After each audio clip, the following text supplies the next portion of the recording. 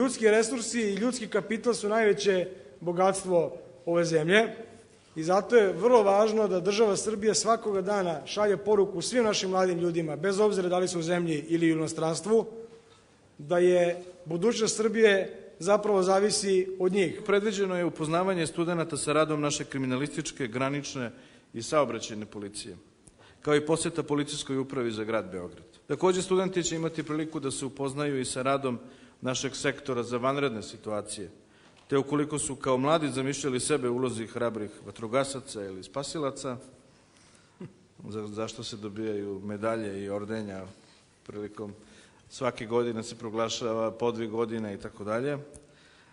Sada ćete imati priliku da se lično uverite u svu složenost ovog poziva.